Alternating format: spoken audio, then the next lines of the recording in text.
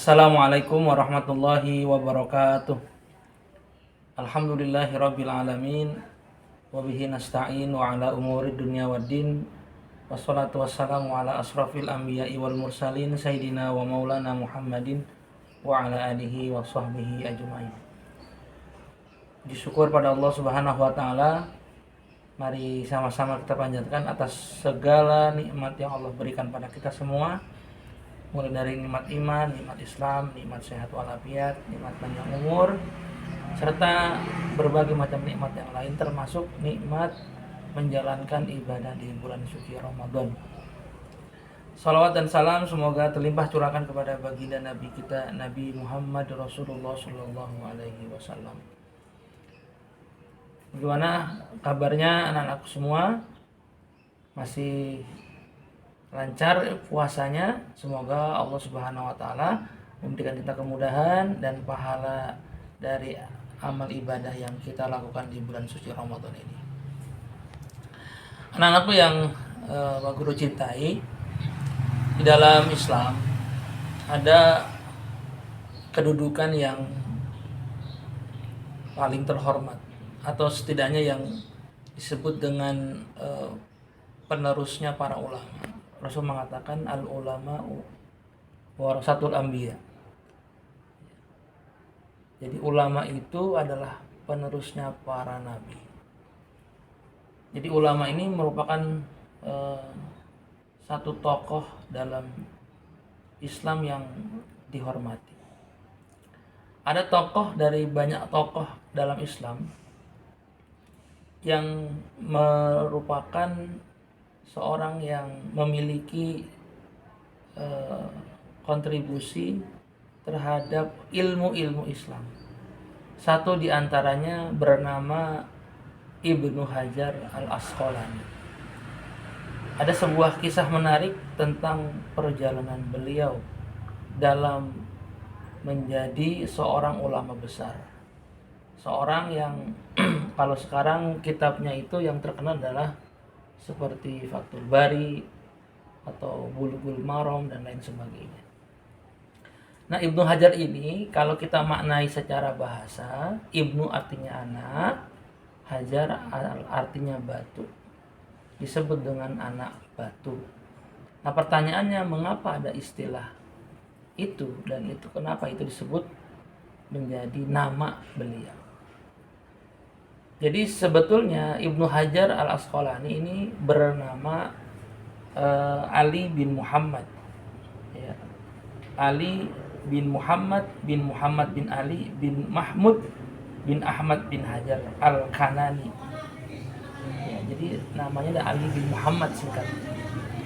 Dia adalah seorang yatim piatu, sedari kecil ditinggal oleh ibunya, kemudian ditinggal oleh ayahnya, dan dia besar dengan kakak kandungnya.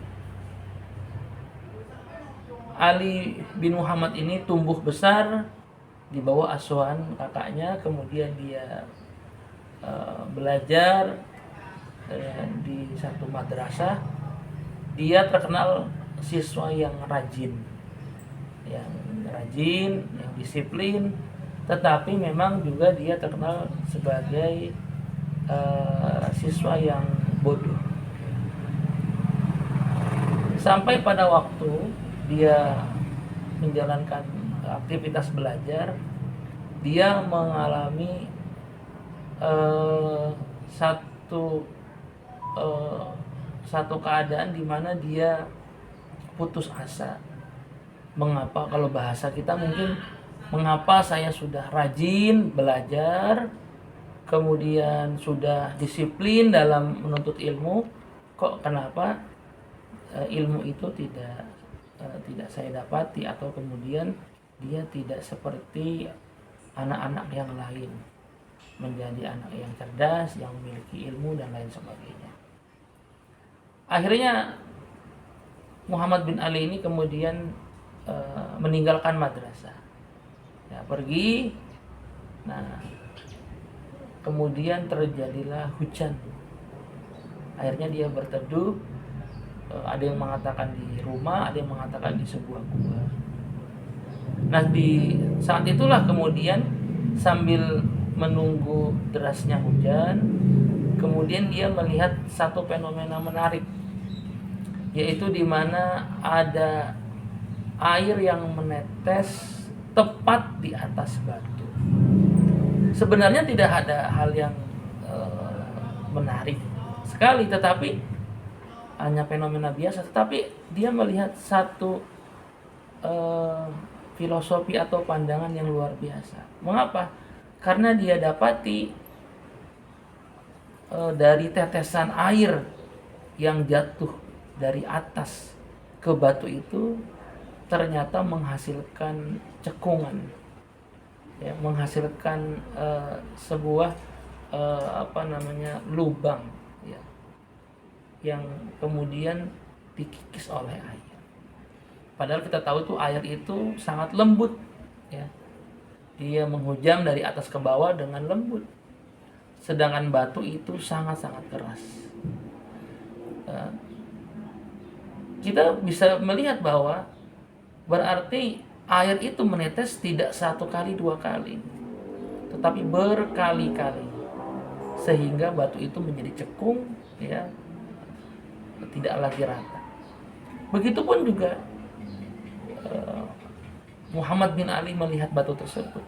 Kemudian dia termenung, merenungkan nasibnya. Dia bergumam, kalau batu saja yang keras itu bisa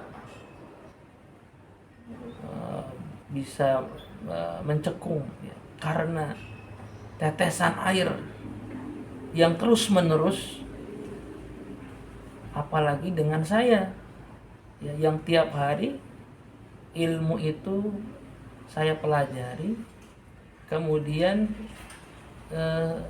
masuk ke dalam hati dan pikiran saya. Sekeras apapun otak saya, hati saya, lama kelamaan akan masuk juga ilmu itu. Nah, mendapati fenomena yang menarik itu, akhirnya Muhammad bin Ali mengurungkan niatnya untuk pergi dari madrasah. Kemudian semenjak itu tampil menjadi murid atau siswa yang rajin, disiplin, dan masya Allah kemudian dia mendapatkan ilmu yang luar biasa. Nah, karenanya konon dari kisah tersebut dia disebut dengan julukan Ibnu Hajar atau disebut dengan anak batu. Ya.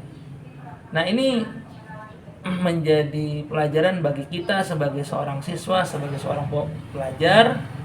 Jangan pernah kita berputus asa untuk menuntut ilmu, ya, selama 6 tahun, atau ada yang mungkin baru kelas 5 tahun, ya, ada yang 4 tahun dan seterusnya.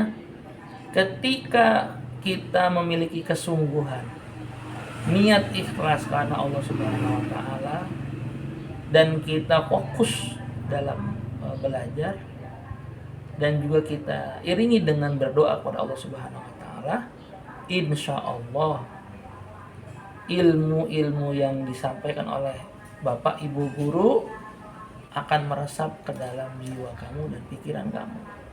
Ilmu itu akan bisa masuk ke dalam otak kamu, ingatan kamu, hati kamu, dan insya Allah akan menjadi bagian dari keberkahan modal hidup di masa yang akan datang. Sebagaimana pepatah Arab mengatakan, man jadda wajada, siapa yang bersungguh-sungguh pasti dapat. Dalam Al-Quran Allah Subhanahu wa taala berfirman, innallaha la yughayyiru ma biqaumin hatta yughayyiru ma bi anfusihim. Sesungguhnya Allah tidak akan merubah nasib satu kaum sebelum kaum itu mampu merubah dirinya sendiri. Oleh karena itu, kisah ini menjadi penyemangat kita untuk tetap disiplin, rajin dalam belajar, dan semoga kita mendapatkan ilmu bukan hanya yang banyak tapi juga yang bermanfaat. Itu yang bisa Bapak sampaikan pada kesempatan untuk kali ini. Billahi taufiq wal hidayah. Wassalamualaikum warahmatullahi wabarakatuh.